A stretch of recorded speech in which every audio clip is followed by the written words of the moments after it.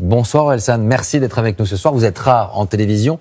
Une petite surprise cette semaine, 11 titres inédits. La fête n'était donc pas finie vraiment. Ouais, j'ai rajouté un épilogue à mon album de l'année dernière. La fête est finie et c'est sorti vendredi. Qu'est-ce qui vous a inspiré cette fois-ci? C'était des petites chutes, des petites choses qui vous restaient en vous? Ouais, c'est ça. En fait, quand j'écris, je prends beaucoup de notes.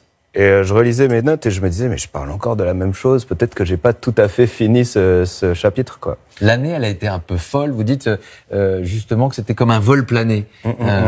Qu'est-ce que vous en faites de ce succès? Il est parfois un peu paralysant ou pas du tout? Non, je suis content. Je suis que content. J'ai même plus de succès que ce à quoi je m'attendais. Je suis en tournée depuis 1 an. Là, il nous reste 5 dates. On est à Limoges. Et des grosses dates aussi? Ouais, on joue 2 fois à Bercy. On aura joué 4 fois à Bercy cette année. Je suis que content, en fait, pour l'instant. Que content. On en parle tout à l'heure parce qu'il y a quelqu'un qui voulait vous rencontrer. Dans quelques minutes, vous allez nous rejoindre pour ce live de ce soir et la rencontre de 20h30. Jean-Paul Rouve avait un rêve et nous allons le réaliser. Il voulait vous rencontrer. On aurait pu mettre, vous allez le voir apparaître, Barbara, Brassens, Renaud, Simon & Garfunkel, Balavoine, Souchon, Goldman, Brel, et puis Orelsan. Oh là là, qu'est-ce que je l'aime. Il est avec nous. C'est une chance et un plaisir de l'avoir parmi nous ce soir sur ce plateau. Pourquoi lui, Jean-Paul? Pourquoi Orelsan? Parce que je pense que c'est alors c'est difficile devant toi de le dire. On se connaît pas si bien que ça. On n'est pas non plus des grands amis. Hein. J'adore son travail. On se connaît un peu. Je trouve que c'est un artiste majeur de la chanson aujourd'hui.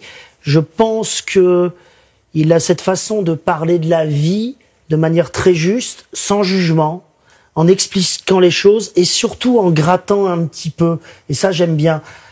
Pour vous dire, pour moi, la chanson, il est dans la lignée, il y a Brassens, il y a Renaud, c'est chacun des générations, et il y a Orelsan aujourd'hui.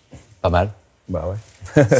Ça reste une source d'inspiration, cette génération-là d'avant, parce si on la voit apparaître, la playlist de Jean-Paul, Barbara, Brassens, Renaud, Balavoine, Souchon, dans le rap, on a encore cette culture-là, on a encore ces sources d'inspiration-là. Bien sûr, parce que c'est la musique qu'on écoutait quand on était petit, c'est la musique que nos parents écoutaient.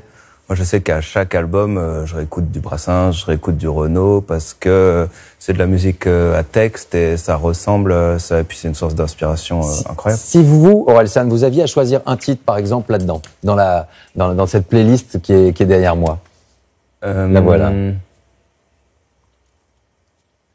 Peut-être que je choisirais le chanteur de Balavoine. Le chanteur de Balavoine. C'est vraiment un truc vraiment perso par rapport à ma famille. Balavoine, il est né à Alençon comme moi. Mes grands-parents étaient hyper fans. On l'entend. Ouais. Parce que derrière leur écran de télévision ce soir, ça réveille. La musique a cette puissance, cette force. Ça réveille un souvenir, un moment. Et vous l'avez dit, la famille. La famille, elle est au cœur de votre travail. Parfois avec la fête qui se passe pas bien en famille, et parfois elle se passe mieux. Justement, j'ai écrit une chanson sur l'album qui s'appelle Des fêtes de famille, qui est quelqu'un à qui on demande de chanter une chanson pendant un repas de famille et qui commence à un peu s'en prendre à toute sa famille, quoi. Qui est un peu la scène classique des comédies françaises, d'ailleurs.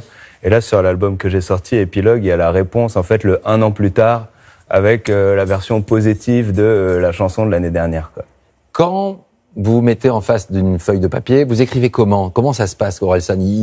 Dans la journée, ça peut être sur votre téléphone, vous avez un mot, quelque chose qui résonne, c'est comme ça? J'écris sur le téléphone tout le temps, je prends des notes. Il y a beaucoup de gens qui croient que je leur parle pas parce que j'envoie des textos, mais en fait, je prends des notes tout le temps, de manière à jamais me retrouver devant une feuille de papier et pas d'inspi, quoi. Vous avez conscience aujourd'hui que dans le rap, qui est multiple, on le voit bien et on le comprend bien, vos mots peuvent agir comme des lames sur toute une génération. Est-ce que parfois il y a une forme d'autocensure? Je pense que l'écriture, c'est faire des choix. Et quand t'écris, t'es forcément obligé de te dire ça je le mets, ça je le mets pas. Pour moi, c'est pas de la censure. Pour moi, la censure, ça c'est le travail d'auteur, quoi.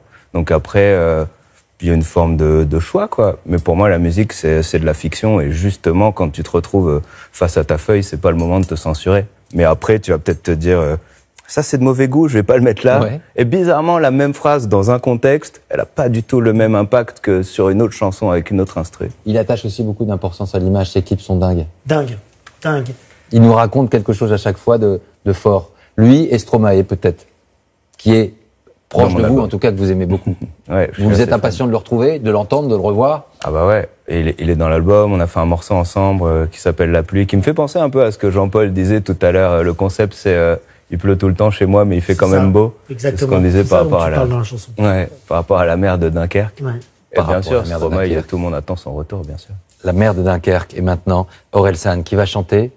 On vous laisse. La famille. La famille. Vas-y. L'album, effectivement, avec 11 nouveaux titres. On va écouter Orelsan. Juste un mot sur les coups de cœur de 20h30. Justement, un autre album, celui de Bachung, en amont, sorti aujourd'hui. Et une très belle chanson immortelle. 11 titres inédits. Un livre de photos Simone Veil et les siens. Préfacé par Annick Cogent chez Grasset, ses enfants, Jean et Pierre-François Veil nous ouvrent l'album de famille. Et puis un magazine, Le Retour de Têtu dans les kiosques et une nouvelle formule, article chronique sur les enjeux de société liés à la communauté LGBT. Bon vent à eux. C'est Orelsan qui chante La famille, ce soir, sur le plateau de France 2.